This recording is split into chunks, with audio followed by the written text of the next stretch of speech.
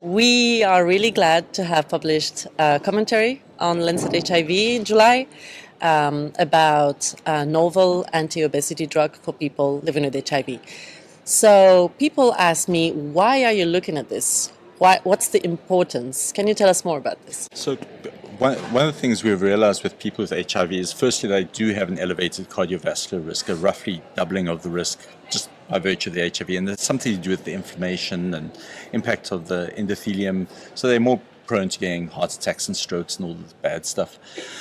One thing we've appreciated with modern antiretroviral therapy is that people are also prone to putting on weight, and this we did not anticipate, and it's particularly bad amongst black women. And over the last 5 or 6 years, we've seen this across populations throughout the world. As I said, particularly if you're black and particularly if you're a woman, you seem to gain weight, and you're prone to obesity, and that adds to your cardiovascular risk. Now, we know throughout the world we're dealing with an obesity epidemic, and that obesity epidemic is sustained. Once you start gaining weight, you tend to gain more and more and more. It's like hypertension. Once you start having a raised blood pressure, your blood pressure tends to go up, and it tends to be sustained. You see with diabetes, your blood sugar goes up, it tends to go up and up and up. The only way to reverse that is with drugs. Traditionally in medicine, we've said you can get on top of it with different food plans and diets, you can get on top of it with activity. We now know that that is actually not the case, and that we need pharmaceutical interventions on top of those lifestyle changes to actually get people to sustainably lose that weight. Okay, and this is where incretin mimetics, GLP-1s, GIPs, known as Ozempic, Wegovy, tirzepatide, and others, come into play. So what you are saying is that, can we say obesity is becoming more of an issue in low middle income countries, even more probably than HIV in some cases? Yes, in fact, in South Africa, HIV was the commonest killer of men and women. It's now diabetes, obesity-related diabetes is actually the commonest killer of women. So HIV has dropped right down because HIV treatments are so effective. Now we've seen people with HIV are gaining weight and getting diabetes and hypertension, and diabetes has actually gone up the list. So we stuck with, you can argue it's a good problem because, people are living for much, much longer, but they're accumulating all these other problems that we now need to deal with, secondary problems. Having said that, there's a secondary obesity problem within South Africa in most middle income and steadily more and more low income countries, is as diets are changing, people are starting to see an obesity problem within their own countries. So we do need ways to deal with obesity that is sustainable as well. The upstream issues, we want to prevent obesity, we need to tackle the food supply issue. But for people with established weight gain, the only way to sustainably get them to lose weight in the vast majority of people is to actually a combination of those lifestyle changes with probably pharmaceutical interventions. And these drugs you're talking about are really exciting because they're the first time we've seen sustainable weight loss with that, meaningful weight loss. Okay, fantastic. So why don't you give the people you are seeing these drugs? So these drugs, firstly, they're newish. I often say I feel like I'm in the early days of antiretrovirals, where the drugs, we've just got them, so we're trying to work out how to use them. As a clinician, you're kind of playing with the doses, and some of the drugs you have to increase the dose. They have strange side effects that you're not used to. So there's a lot of getting used to what you're dealing with. As opposed to ARVs, you don't deal with issues like resistance, which is a bit of a relief. But there is getting used to these whole new classes of drugs, and some of them are oral, some of them are injectable.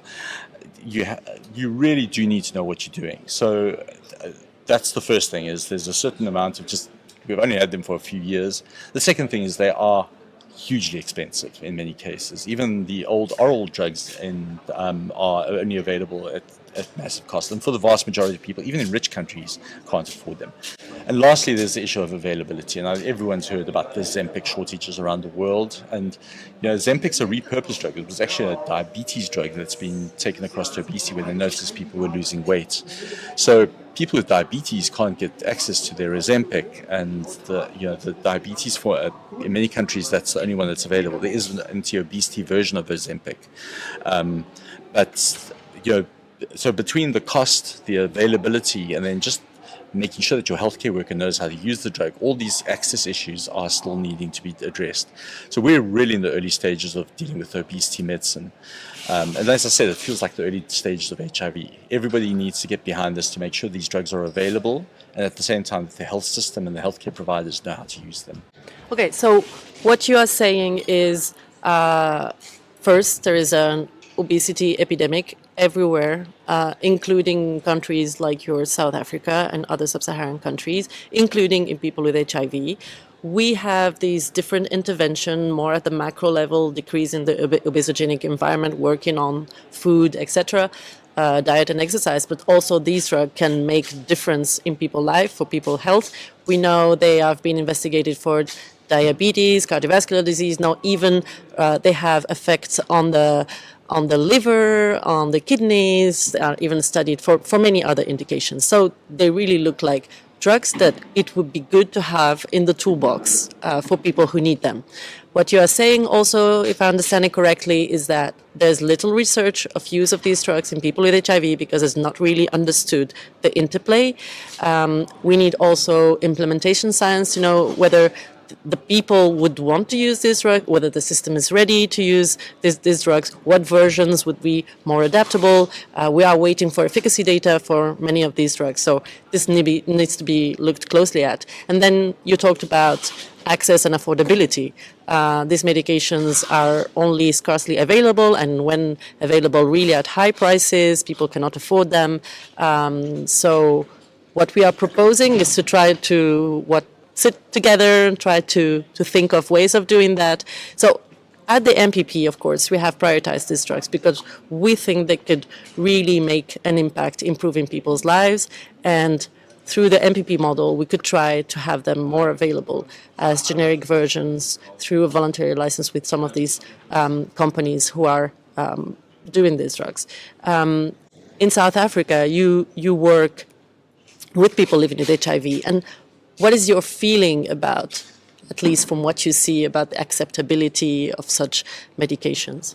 So my initial impression, people have things like weight and food and things are culturally very difficult. People have different perceptions of themselves, and there used to be a terrible stigma attached to losing weight. For instance, people say, well, that's advertising that you're HIV positive, or that you have TB, and so gaining weight was seen in certain places, and certainly where I am, it's often seen as a sign of affluence to be overweight and to be obese. So there are all these strange things that you have to factor into your local culture, and I know in the rest of the world it varies from country to country. So you've got to tailor these interventions around that.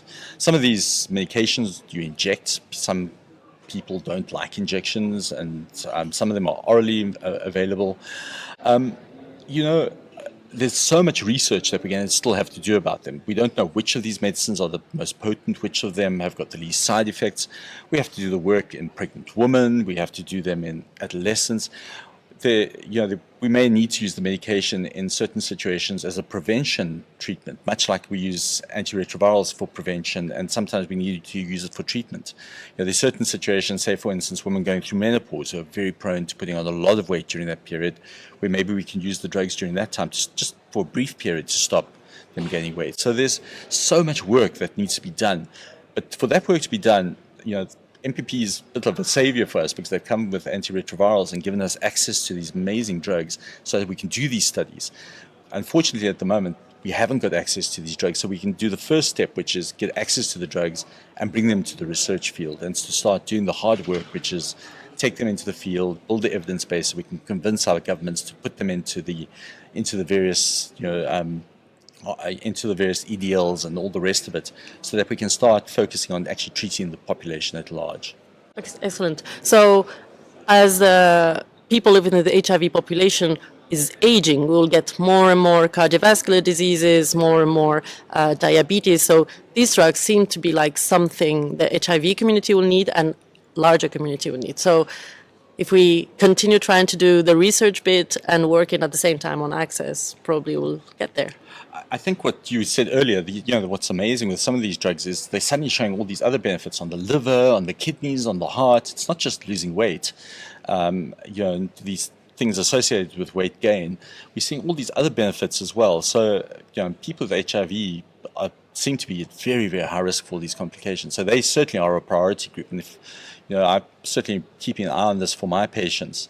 I think for the broader community, without HIV, there's a lot to be said for keeping an eye on this stuff. But certainly as a priority group, I think people with HIV should be at the front of the queue and paying a lot of attention to how this should be taken seriously. Which drugs we use and how we use them, and how, whether it's for life, whether it's at lower dose in the long term, we don't know those questions yet, but we need to get answering them quickly. Okay. Thank you so much, François. Thank you.